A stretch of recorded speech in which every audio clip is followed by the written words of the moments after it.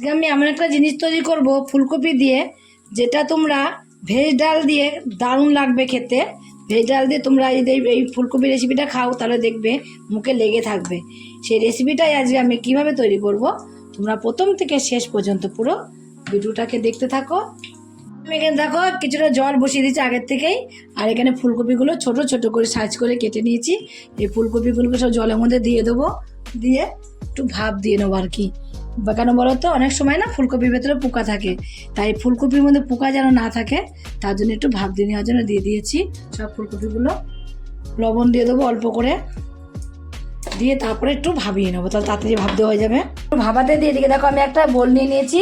এবার এই বোলের মধ্যে নিয়ে নেবো আমি প্রথমে বেসন, একটু বেশি করে বেসন নেব, যেহেতু আমি অনেকটাই ফুলকপি নিয়েছি তাই বেসনটা কিন্তু আমি একটুখানি বেশি করেই নেব, ব্যাটারটা যেন একটু বেশি হয়। আর দেবো লবণ, লঙ্কার গুঁড়ো দেবো, আর দেবো এখানে গোলমরিচের গুঁড়ো অল্প একটুখানি, মশলা দেবো করে হলুদের গুঁড়ো দিয়ে দেবো, এখানে চালের গুঁড়ো দেবো এখানে আমি বেশি দেবো না, এখানে 2 চামচ চালের গুঁড়ো দিয়ে দেবো, মিশিয়ে নেবো। একটু মিশিয়ে দিয়ে নিয়েছি, সব কিছু মিশিয়ে নিয়ে এবার এর মধ্যে আমি অল্প অল্প করে জল দেবো, অল্প অল্প করে জল দিয়ে একটা ব্যাটার তৈরি করে নেবো, পাতলা ব্যাটার তৈরি করে নেবো। পাতলা বলেছি বলে কিন্তু আমার কিছু পাতলা ব্যাটার যেন একদম পাতলা যেন না হয় সেভাবে কিন্তু ব্যাটারটাকে রেডি করতে হবে। তার জন্য একবারে বেশি জল দেওয়া যাবে না, অল্প অল্প জল দিতে হবে। আর এইভাবে একটুখানি বাটারটাকে তৈরি করতে হবে, ব্যাটারটাকে এরকম করে আমি গুলিয়েছি, তোমাদের দেখাচ্ছি। দেখো এখন কিন্তু ভালোভাবে ব্যাটারটাকে আমার গোলানো হয়ে গেছে। এই যে এরকম করে দেখো, এইভাবে দেখো কিরকম, যতটা এমন কিছু পাতলাও করিনি আবার এমন কিছু গাঢ়ও করিনি। ব্যাটারটা ঠিক এইভাবে কিন্তু রেডি করতে হবে। একদম পুরো ব্যাটারটা আমার রেডি হয়ে গেছে। আর এদিকে ব্যাটারটা রেডি হতে হতে ওইদিকে কিন্তু আমার ফুলকপিগুলোও কিন্তু ভাপ দিয়ে নেওয়া কমপ্লিট হয়ে গেছে। ফুলকপিগুলো যেন জল না থাকে এক ফোঁটা, সেইভাবে কিন্তু ফুলকপিগুলো নামিয়ে নিতে হবে। আর এই ফুলকপিগুলো আমি সেটাই কিন্তু নামিয়ে নিয়েছি।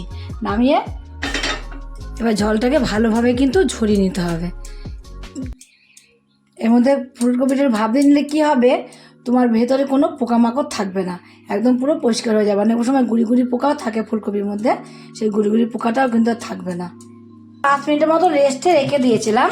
রেস্টে রেখে দিয়ে এবার এই ব্যাটারটা অল্প করে দেখো আমি ব্যাটারের মধ্যে দিয়ে দেবো অল্প করে একটু কালো জিরেটা দিয়ে একটু ভালোভাবে আমি এভাবে মিশিয়ে নেবো। এভাবে মিশিয়ে নিয়ে এবারে আমি যে ফুলকপিগুলো নামিয়ে রেখে দিয়েছি, নামিয়ে রাখা ফুলকপিগুলোকে এই যে একটা একটা করে মধ্যে এই ব্যাটারের মধ্যে দিয়ে দেবো। ব্যাটারের মধ্যে দিয়ে এভাবে আমি এই যে দেখেছো তো, এইভাবে কিন্তু ব্যাটার থেকে তুলে নিতে হবে। গ্যাসে ফ্রাই প্যানটা বসিয়ে দিয়েছি, এখন কিন্তু তেলও দিয়ে দিয়েছি, তেলটাও কিন্তু একটু ভালোভাবে গরম হয়ে গেছে। একটা একটা করে ব্যাটার থেকে ফুলকপিগুলো তুলে তুলে দিয়ে দেবো। আর একটা কথা তোমাদের বলতে ভুলে গেছি, যখন তোমার ব্যাটারটাকে মাখবে তখন কিন্তু ভালোভাবে ফাটিয়ে নিতে হবে। ভালোভাবে ফাটানো না হলে কিন্তু ভালো হবে না, ভালোভাবে ফাটিয়ে নিতে হবে আচ্ছা মতন করে।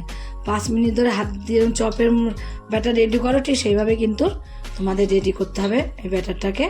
এবার আমি একটা একটা করে ফুলকপিগুলোকে ব্যাটার থেকে তুলে তেলের মধ্যে দিয়ে দেবো। হয়ে গেলে এবার এক পিঠ করে উল্টিয়ে দেবো। কপিগুলো যখন ভাজা হয়ে যাবে দেখবে কালারটাই কিন্তু চেঞ্জ হয়ে যাবে। দেখো কালারটা কত সুন্দর, কালারটা দেখতে লাগছে, খেতে যে কতটা সুন্দর লাগবে তোমরা না খেলে বুঝতে পারবে না। যে দেখতে যেমন সুন্দর লাগছে খেতেও কিন্তু ঠিক ততটাই সুন্দর লাগবে। এইভাবে কিন্তু উল্টি পাল্টিয়ে ভালো করে ভেজে নিতে হবে। এখন দেখো 2 পিঠই কিন্তু খুব সুন্দর করে ভেজে নেওয়া হয়ে গেছে। আর এইভাবে কিন্তু টাইম নিয়েই ফুলকপির বড়াগুলোকে ভাজতে হবে। এই যে সমস্ত ফুলকপির বড়াগুলোকে ভেজে নিয়েছি। এবারে এই বড়াগুলোকে আমি তুলে নেব। তুলে কিন্তু ভালোভাবে তেলটাকে ঝরিয়ে নিতে হবে, ভালোভাবে তেলটা ঝরিয়ে নেব। তুলে তেলটা ঝরে গেলে নামিয়ে দেবো। বাকিগুলোকে কিন্তু আমি এই রকম করেই ভেজে কমপ্লিট করে নেব।